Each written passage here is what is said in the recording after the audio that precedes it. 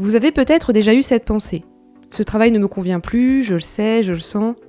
Et pourtant, vous êtes encore là. Alors vous vous dites que vous manquez de courage, que vous n'avez pas assez confiance en vous. Et si c'était faux ? Et si ce qui vous retient, ce n'était pas vous, c'était votre cerveau qui fait exactement ce pourquoi il est conçu. Je m'explique. Vous avez bien un détecteur de fumée chez vous. Vous savez, celui qui se déclenche dans votre cuisine quand vous faites brûler vos tartines le matin. Il ne réfléchit pas, il ne se demande pas si c'est dangereux ou pas, il ne fait pas la différence entre une fumée de grille-pain et un vrai incendie. Il détecte quelque chose d'inhabituel, donc il sonne. C'est tout, c'est sa seule mission. Votre cerveau fonctionne comme ça. Il a enregistré votre quotidien professionnel, il connaît vos lundis matins, il connaît vos réunions, vos collègues, vos contraintes, même les mauvaises, même celles qui vous pèsent. Et ça, pour lui, c'est du connu. Donc, c'est sans danger parce que c'est prévisible. Maintenant, imaginez que vous envisagez de changer de métier. Un nouvel environnement de travail, de nouvelles missions, quelque chose qui vous attire, dont vous rêvez peut-être depuis toujours, mais que vous n'avez jamais encore fait. Pour vous, c'est une opportunité. Pour votre cerveau, c'est de la fumée. Quelque chose d'inhabituel, quelque chose qu'il ne reconnaît pas, quelque chose qui sort de l'itinéraire prévu. Alors l'alarme se déclenche. Pas sous forme de sonnerie dans votre tête, mais plutôt des pensées qui tournent en boucle. Et si ça marche pas ? Et si je me plante ?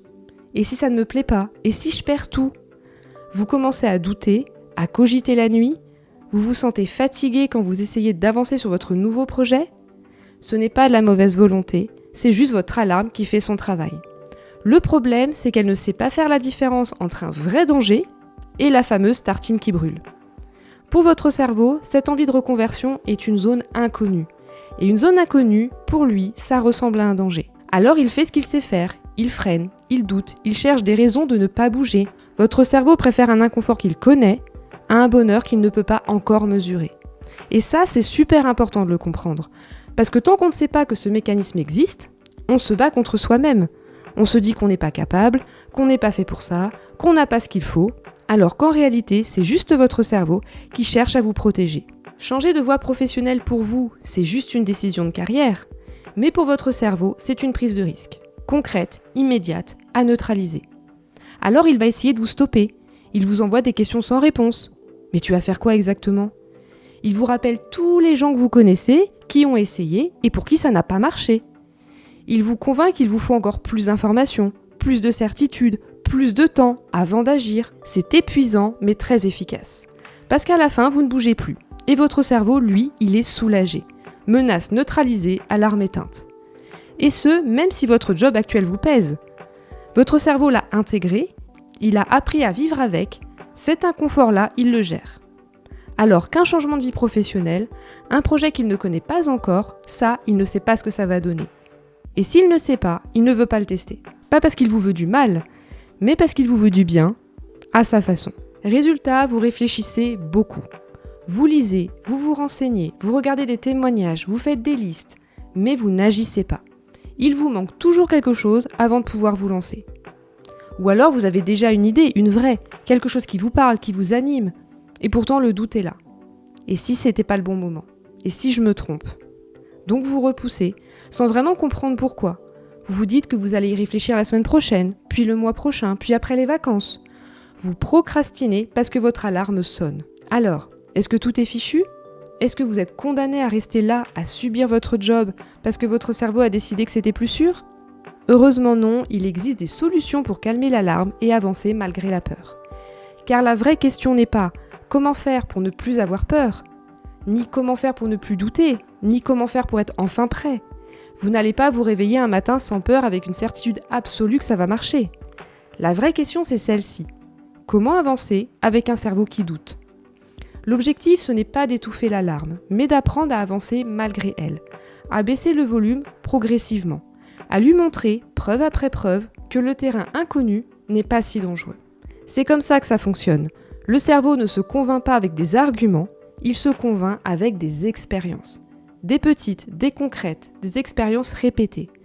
Chaque fois que vous faites un pas, même petit, et que rien de catastrophique ne se passe, votre cerveau, il enregistre. Il se recalibre, il ajoute cette nouvelle information à sa base de données. Ok, ce territoire-là, il n'est pas dangereux, je connais maintenant. Votre alarme se met en veille parce qu'elle a compris qu'il n'y avait pas de danger. Donc concrètement, qu'est-ce qu'on fait ? D'abord, on arrête de voir la reconversion comme un grand saut dans le vide, mais plutôt comme un chemin qui se construit étape par étape. Car on a tendance à penser que changer de vie professionnelle, c'est tout quitter du jour au lendemain.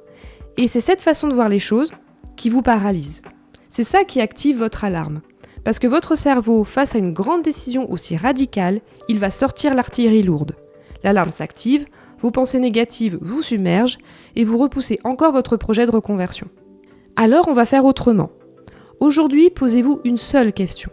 Quel est le plus petit pas que vous pourriez faire sans affoler votre alarme ?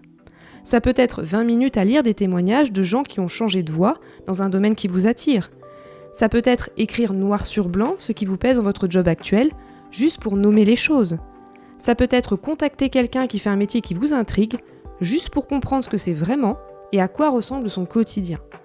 Explorer, se renseigner, tester à petite échelle, rien de tout ça ne vous engage, rien de tout ça ne vous met en danger, et pourtant chacun de ces pas va donner une nouvelle information à votre cerveau.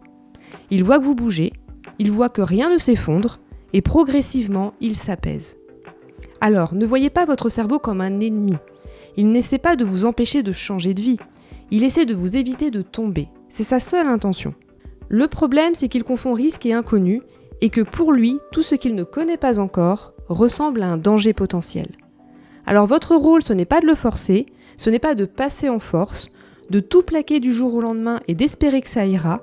Votre rôle, c'est de lui montrer, progressivement, que tout est ok. C'est ça le secret d'une reconversion réussie.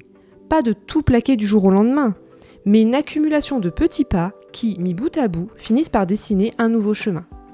Vous avez juste à faire le prochain pas, puis le suivant, et votre cerveau, lui, il suivra. Parce qu'à chaque pas que vous faites sans tomber, il apprend, il enregistre, il s'adapte.